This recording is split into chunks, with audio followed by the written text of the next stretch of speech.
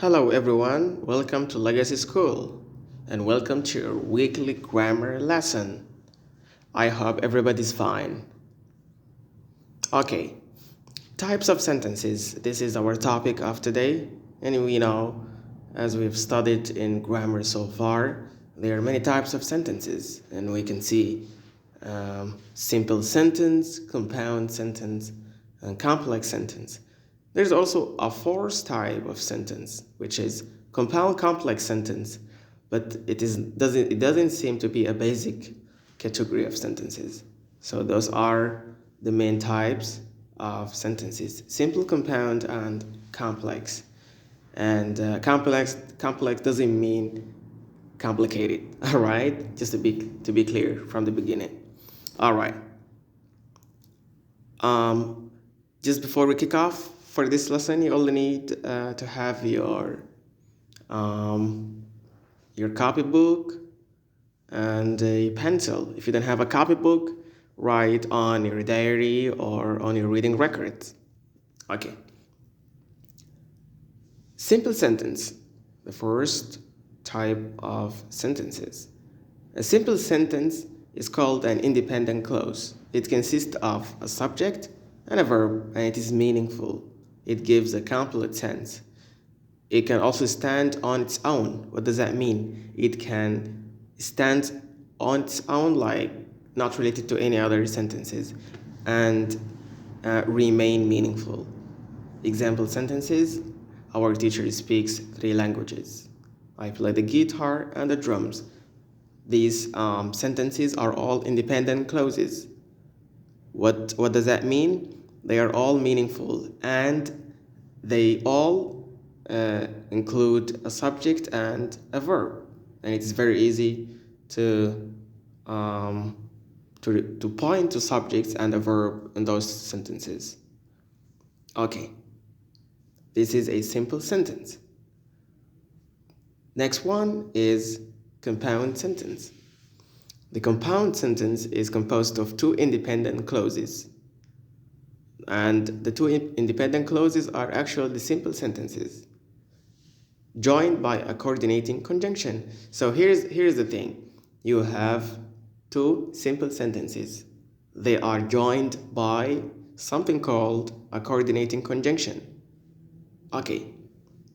So the question is, what are these coordinating conjunctions? They are types of conjunctions that link the simple sentences together in order to make a compound sentence. And they are all combined in this word, fanboys. And each letter of this word stands for one word, which is for, and, nor, but, or, yet, so.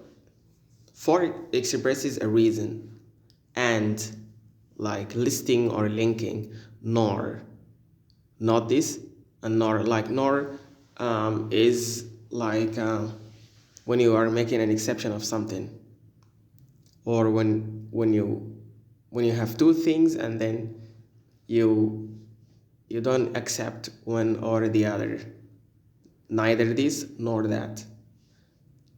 But this is contrast, or you have the choice, or there is a choice in the sentence. Yet is yet is similar to but. So as a result, expressing a result or a reason, or a result based on certain reason or certain necessity. Okay, we move to the example sentences to make this clear. He speaks English. This is a simple sentence. Subject he speaks, the verb. Okay, yet he doesn't seem to be a good speaker. So look at the second part. He doesn't seem to be a good speaker. He doesn't speak well. That's it. So 2 simple sentences joined by yet. And you have the comma. You look at the comma. There is a comma before the coordinators. So we put commas before coordinators in all compound sentences. Another sentence: the plumber came to my house last week and he fixed the water tap. You have and. The two independent clauses joined by and. We want to buy a house soon, so we need to save money. That's the reason for saving money is buying the house very soon. The coordinating conjunctions join the two sentences, not two words. You have to be careful about this. She cooks and washes. This is not a compound sentence. Why? It just includes compound verbs because it is not independent. It is not it includes only one independent clause. This is not a compound sentence. Okay. What is independent clause? It's another name for a simple sentence. It consists of a subject and a verb, and it can stand by its own or on its own and remain sensical. Sudan has a great museum. So this sentence is meaningful. If you find it anywhere, it is true. Okay. Then what is independent clause? Or what is, dependent clause? The dependent clause is actually an independent clause with a subordinating conjunction at the beginning. So it doesn't give complete thought. It needs another independent clause to be meaningful. Like, imagine somebody just say, because Sudan has a great museum, there's something missing, right? So, like, we need an independent clause before the word because to make this structure well-built and meaningful. All right. So a dependent clause cannot stand by itself to be meaningful. It doesn't give a complete sense or thought to the receiver or to the reader or to the listener. Okay. A complex sentence. It's one independent clause and one or more dependent clauses joined by subordinators. So in the case of compound sentences, the two simple sentences are joined by coordinators. Fanboys, remember this? You don't have to mix this up. So complex sentences, it is one independent clause, which is very important, and one or more dependent clauses. That is to say, there might be more than one dependent clauses. Okay. And there is always one independent clause and one subordinator. Okay? But the possibility of the dependent clauses is open.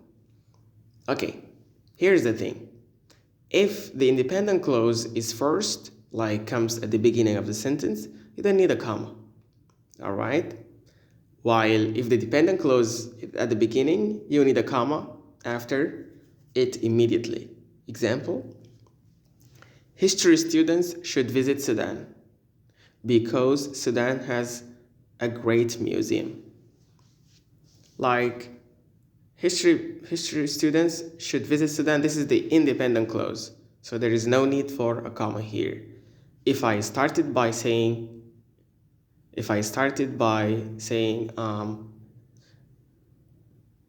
because Sudan has a great museum, then I can put the comma, history museum should visit it.